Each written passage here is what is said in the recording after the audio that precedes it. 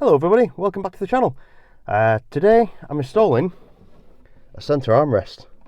Can't remember where I got it from AliExpress. I think I've had it for about 18 months.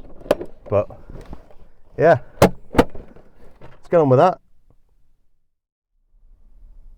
Okay, so the armrest comes in two pieces, the base and the actual armrest itself.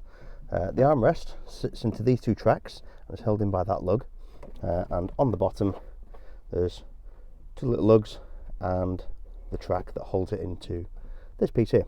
Now what happens with this is these bits sit on there. So essentially what happens there is that gets slotted into the top, over the top of the handbrake. Sits there like that.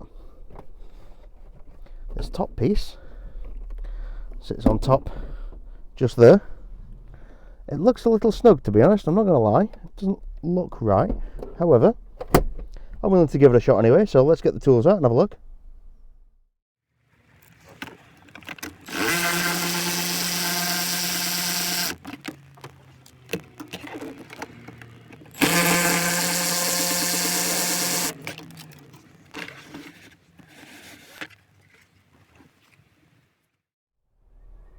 Okay, so what I think I've decided to do is, because it's going to hide all this and my bad prep work for my paint, I'm going to put that in there. These rubber pads will close that gap there, and I think what I'm going to do is use some of this.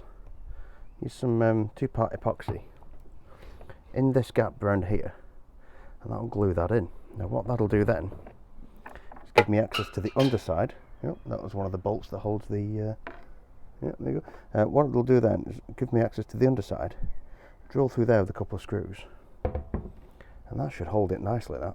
So I think I might do that.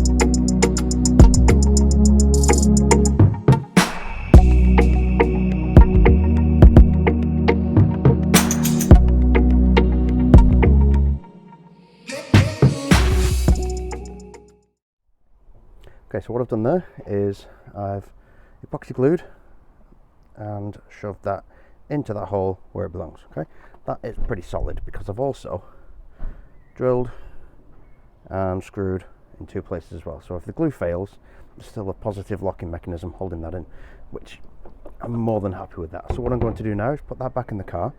I do have a little bit of a concern getting access to that bolt, but I'm sure I'll be able to get in through that gap. It'll be fine. Bolt that back in the car and then we'll attach the top bit.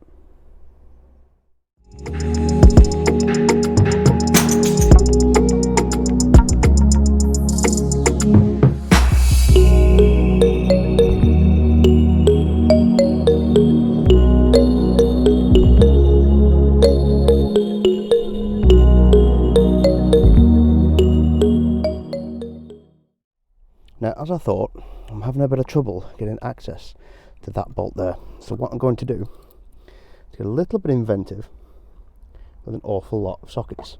I'm going to shove that down there, and hopefully that should give me the access that I need. So if we give that a shot now, if I can untangle myself. There we go. Put that in there.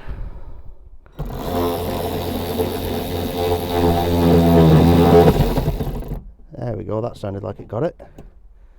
Happy days. Pop that out.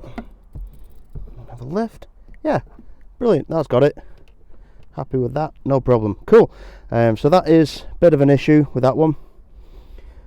Can overcome it, but it's a bit of an issue, just be aware of that.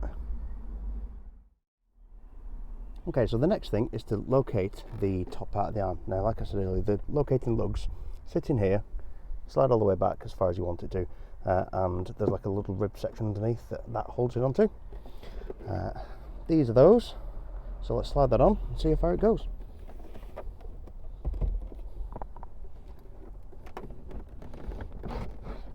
Might need to move that chair actually.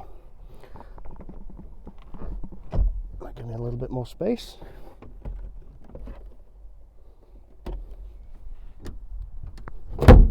There we go, try that.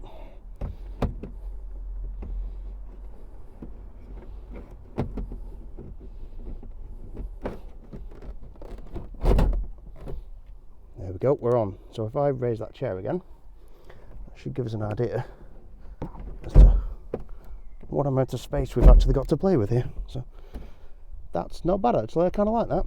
So a little catch there, lift that up. Plenty of space in the middle. It does actually have USB slots in the front and back, but in order to power it, these are outputs, that's an input. I'm not even going to bother, to be honest with you. So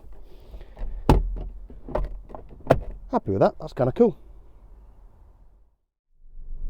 So I've got the engine running. I am on my own private land. I want to see if it gets in the way of using the gears there, using the handbrake. So if I pop this in gear and leave that just where it is at the moment, I can release the handbrake, but I'm having to do this rather than like that, like I used to do. It's not an issue, I will get used to it very quickly. So if I move that forwards, it doesn't get in the way of any gears or anything like that. That's fine. I could get used to that. Let's try it with that up. Doesn't really make that much of a difference, to be honest. So yeah, that's not too bad. I mean, it gives me plenty of space to store things. Gives me a nice armrest while I'm driving. That is about the right height for me as well. Yeah, I'm quite happy with that. Well, that was fairly easy. 2 bolts, a bit of glue and 2 screws. Job's a good one. Yeah, that's something I've been meaning to do for about 18 months now. So it's been sat in my shed, just sat there gathering dust. But it's done now, and it was dead simple. That is on a Haynes manual of 1 to 6 spanners. That is a half. That is a half to a 1. That was so easy to do. But yeah, you know what to do. Remember to like, share, comment, subscribe, all the usual sort of YouTubey goodness for the algorithm. Remember to follow me on Instagram @dabdiy.